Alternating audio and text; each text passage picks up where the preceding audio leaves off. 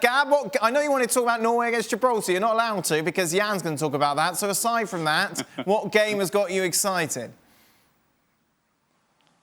Well, Dan, what could be better than a clash of dragons versus red devils? I'm going to go all fantasy here and talk about Belgium against Wales. No, look, joking aside, it's a rematch of 2016, obviously, when Wales, I think, shocked the world and knocked heavily favoured Belgium out of the Euros at the quarterfinal stage.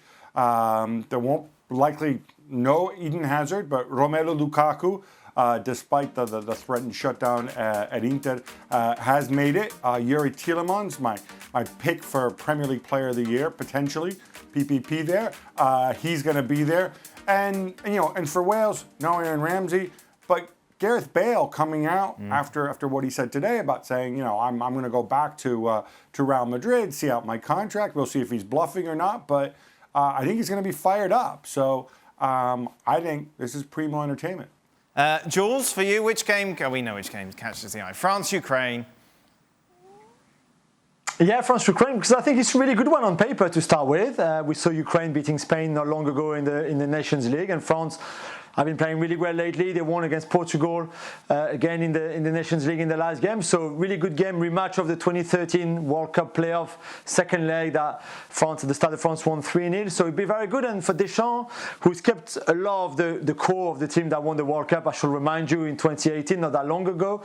It's important as well to see some of the other players, maybe someone like Tanguy and Ndombele, because this is the last time he would get to see the players before he announces the squad for the Euros. Meanwhile, Jan, Gibraltar, Norway. Exciting time for Norwegian football. The new national coach, Ståle Solbakken. A new national team captain, Martin Odegaard. He is 22. He's our new captain. And Erling Haaland, of course, scoring goals for fun in the Champions League and for Dortmund. And we are very excited about this generation of football players in Norway.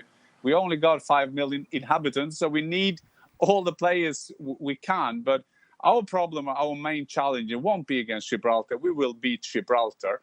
But that is the fact that for every goal that Erling Haaland scores for Dortmund, that doesn't give us a left back or a right back or a defender. So we need a good start. We are playing Turkey in the second game. I think that will be a harder test, of course. It will be a harder test for us. But we are just excited about this national team. And a small country like us need generations. And we have a good generation coming up now. So hopefully this could be a start for us to qualify for the World Cup. It's over 20 years since we were at the championship, so that would be great. Jan mentioned Turkey there. They're taking on the Netherlands, Gab, which should be intriguing. Yeah, I mean, obviously, when you talk about Haaland, you've got this intriguing mix of talent, of older talent, younger talent, coming up against a Turkey team who I think have been underrated by many. Now, we don't know what they're going to look like, and this applies to a lot of these teams just because we haven't seen them for a long time, but the players are there.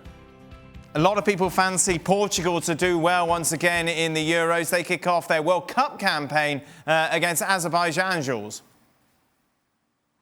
Yeah, in Turin as well at the stadium, the J Arena. So at least Cristiano will be on familiar ground, if you want, and this is such, especially going forward, because Pepe won't be there.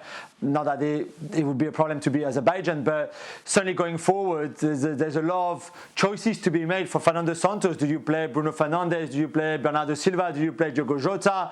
How do you play them all together with Cristiano as well? Of course, we saw Pedro Goncalves having a wonderful season with Sporting too. So there's a lot of choices to be made and find the right formula. But certainly going forward, I think they have one of the best attacking lineup in the whole of Europe. Thanks so much for watching ESPN on YouTube. And for more sports highlights and analysis, be sure to download the ESPN app. And for premium content and live streaming, subscribe to ESPN Plus.